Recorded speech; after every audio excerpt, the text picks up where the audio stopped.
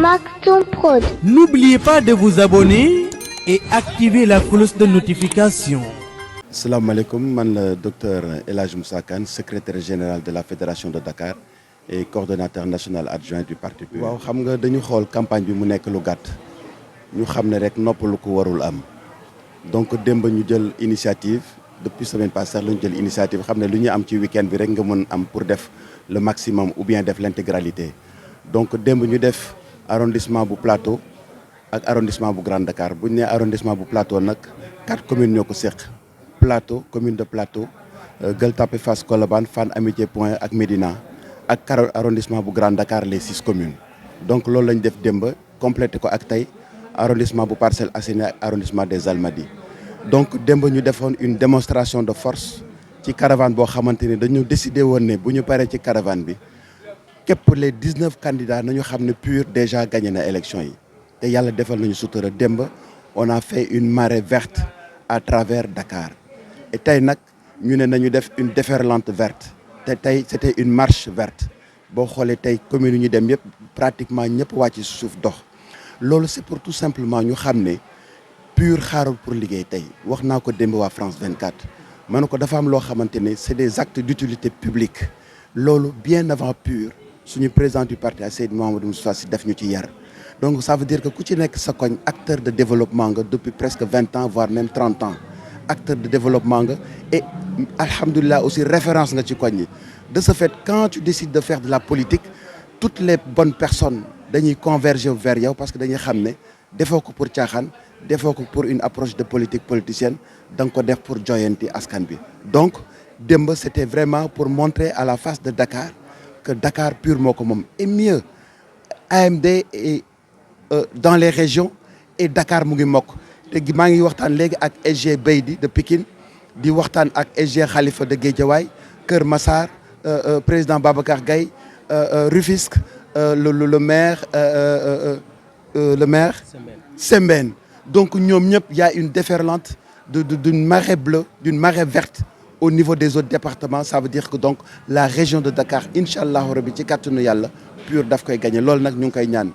vraiment démb ak tey moom on a assuré les militants se sont donnés et li ci neex mooy ci biir waxtaan mbokk yi ne xare Badar ci koor la amoon te gis nañu bi xare bi jeexee am na ñoo xamante ne sax amuñu lu ñu lekk donc da ngay gis depuis 14 heures ñu nekk ci terrain bi ak naaj bu tàng bi mbokk yi duñ ko sax yëkk maa ngi wax mbokk yi démb bi ñu duggee biir Plateau gis nañu suñu benn yaay sax woor ba benn instant sax mu mel comme lu xaw a sonn ba dañ ko tëral tey it biñ ma waxee imam Samba Diop mu ngi ci terrain bi dama leen fexe leen ba na ngeen ko sakkanal dugal ko ci oto yi mais koo bëgg mag boo bëgg a dugal ci oto yi sax dafay bañ parce que xam nañ ne on est des soldats on est au garde à vous parce que le général a parlé ki ñu yaakaar tey ak ëllëg xam na ne fu mu nekk ni moom rek moo mën a redresser Sénégal jaaree ko ci ñun ces militants ñun ces talibés ci kàttanu yàlla te Sénégal moo ñu soxla te li ci neex mooy le candidat Aliou Mamadou Dia fépp foo dem di ko présenter il fait l'unanimité camarade boo dem ou bien sax militant boo dem wala sénégalais boo dem en tout cas dakarois boo dem di wax Aliou Mamadou Dia ils nous disent que xam nañu ko xam nañu Nations Unies la nekk te li ci neex dañuy wax ne yéen waa PUR xooloowu leen xeexu leen defar moo leen tax a jóg en effet liñ ñu yaree ci defar rek la te ñu ngi ñaan yàlla au soir du 24 mars 2024 ci waxtu wii ñu remporter les élections au premier tour ci kàttanu suñu borom xëy biir set di 25 ñu dem Tivaouane ci anniversaire Mame Babacar Sy xam ne moo ñu jox ndam bi ñu jubilé ko foofu ñëpp ci biir nag parce que quand on parle de PUR c'est une approche inclusive et participative dans le PUR les mourides sont à l'intérieur dans le PUR les chrétiens sont à l'intérieur dans le PUR tout le monde s'y retrouve on respecte toutes les communautés et ñun it yaatal nañu ñëpp et en effet notre directeur de campagne il s'appelle comment c'est Derneville il est chrétien moi au niveau des HLM am naa koo xamante ne mooy Baye Fallu PUR Assane Baye Fall ak feneen ak feneen ak feneen donc le Sénégal se retrouve dans le PUR Sénégal dafa tas ci jikko ci koom-koom ci wàllu justice PUR nag comme ni ñu ko waxee parti on va tout unifier de l'unité on va tout rassembler du rassemblement alors ci wàllu programme ku xool programme PUR di nga xam ne ñii caaxaanuñu nit ñi dañuy wax ay axes mais axe bu fekkee da nga bëgg a defar dëgg da ngay am ce qu'on appelle une approche holistique moo tax on a parlé des piliers piliers da ngay xool yu bëri dañuy converger vers les piliers. Le pilier 1 ça porte sur ce qu'on appelle le développement du capital humain munoo defar réew ci ay infrastructures en management de la qualité dañ lay wax ni une entreprise ne vaut que ce que valent ses hommes, c'est-à-dire que avant d'investir sur l'outil maison il faut investir sur le personnel. Nous au niveau du PUR on l'a compris à telle enseigne que le pilier 1 pilier phare ci suñu programme la ça porte sur le développement du capital humain. Là boo xoolee ci biir comme je disais tout à l'heure c'est une approche holistique da ngay dem ci biir nga fekk on parle de l'éducation, on parle santé, on parle lépp luy laal nit rek dugal nañ ko ci pilier 1 bi nga xamante ne comme je disais c'est une approche holistique. Boo defaree nit ki nag ba mu ñoŋ kooku soxlaatul ku ko contrôler parce que jukkoom baax na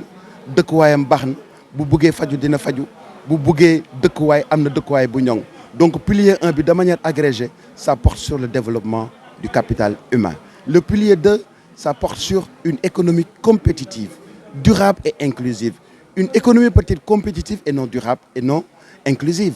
Parce que si l'économie elle est compétitive, d'accord, mais foog ñu xool est-ce que askan bi yëg nañ ko foog ñu xool ban secteur moo ko porté. Ñun ñëpp xam nañ ne l'économie sénégalaise est portée par le secteur tertiaire. C'est pour ça qu'on dit que la croissance elle est extravertie. Mais au niveau du PUR on a dit une économie compétitive mais durable mooy nit ñi dañ koy yëg, inclusive mooy toute couche yëpp dañ koy yëg. Donc loolu nag boo xoolee lépp lu jëm ci secteur primaire mbay napp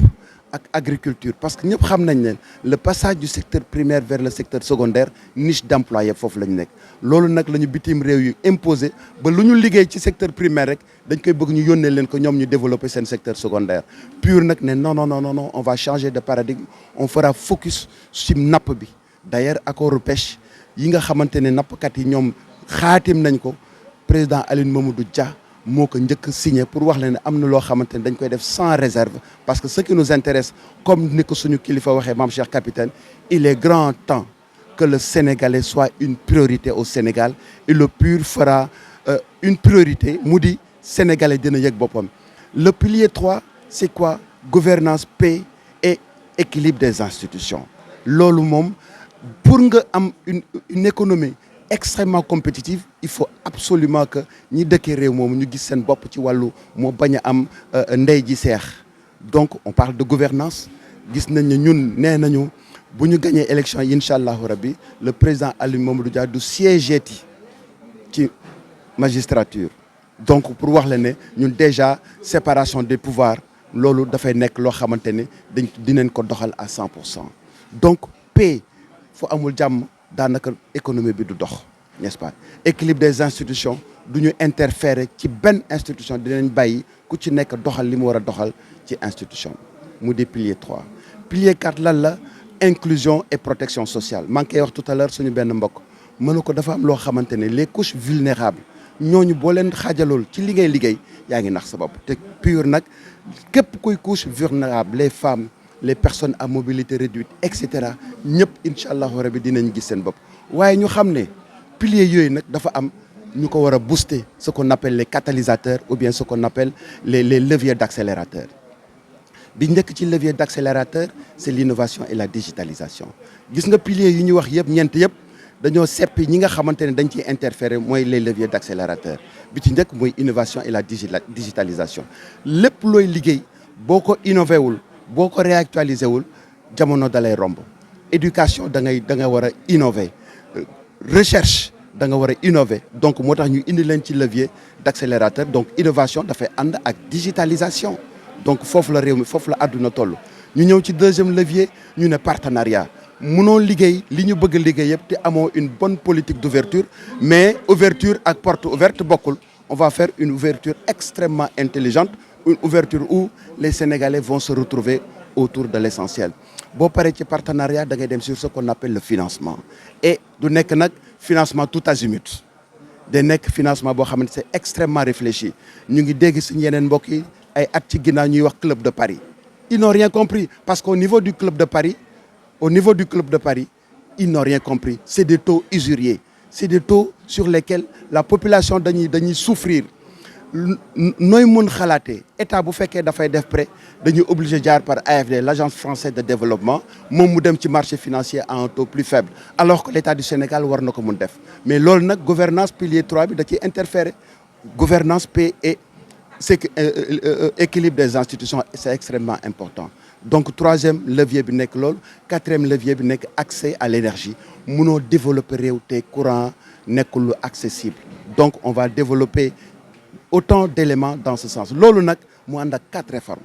réformes bi ci njëkk muy au conseil de la jeunesse bi ci topp mu nekk sur les daara modernisation des daara ñu ne au conseil des sages beneen bi ci topp mu di le pôle de développement le pôle de développement durable de manière succincte ñu xam ne PUR li mu fas yéene liggéey Sénégalais yi rek moo ñu intéressé te bu dul dara ñii seq PUR nit ñu ñàkk caaxaan lañu ku ci nekk sa koñ sa dëkk sa askan xam nañu ne séexlu nga def yenn yi ku war a signer contrat j'ai l'habitude de le dire di nga xam ne sa bàmmeel nga tiim ba li ngay signer di nga ko xoolaat bu baax a baax ñu ngi ñaan Sénégalais yi au soir ñu sànnil ñu carte ñu xam ne PUR caaxaan tax ko jóg PUR defar réew mi moo ko tax a jóg Serigne Moustapha Sy lenn rek moo ko intéressé mu di Sénégal yi nekk à l'aise moo tax mu jëlee moo Aliou Mamadou Dia Nations Unies mu noon fa toog mu bàyyi privilège yëpp ñëw nekk ci terrain bi kon kooku il est très engagé par rapport à la chose publique ñu ngi ñaan Sénégalais ñu comprendre loolu xam loolu dégg loolu jàpp ñoom ñëpp ñu voter PUR ba au soir du 24 mars 2024 ñu remporter les élections au premier tour incha allah rabbi ci kàttanu yàlla vive le PUR vive le président du PUR je vous remercie. jamono ji ñu toll nii nag am wiir jafe na lool ku nekk ak la muy jàmbat pharmacie Al Maktoum indi leen ay solution yu gaaw yomb te disponible yow mi am ndoxum siti yaram buy xasan yaram buy tàng sa kawar di ruus say tànk di xar gaawal gaaw jokkoo ak pharmacie Al Maktoum ay produits disponible na partout au Sénégal yow mi amee hémorroïde moo xam interne wala externe fexeel rek ba jot ci garabu pharmacie Al Maktoum même bu fekkee ne sa biir dafay jooy lu bari di yuuxu lu fort ba sax yow da ngay jaaxle gaawal rek jokkoo ak pharmacie Al Maktoum yow mi tëlee amee faiblesse sexuelle doxal nànk dem ba ci pharmacie Al Maktoum solution bi fii la fekk baax pharmacie Al Maktoum ay produits disponible na partout au Sénégal ak sax ca bitim réew bu dee yéen ñi nekk Sénégal jokkoo leen ak Mame Cheikh Tidiane Diop numéro bi di 77 604 07 71 bu dee yéen ñi nekk ci douane Italie jokkoo leen ak El Bachir Faye numéro bi di +39 338 916 03 90 bu dee yéen ñi nekk ci douane Espagne Barcelone ak li ko wër jokkoo leen ak Cheikh Sadibou numéro bi di +34 602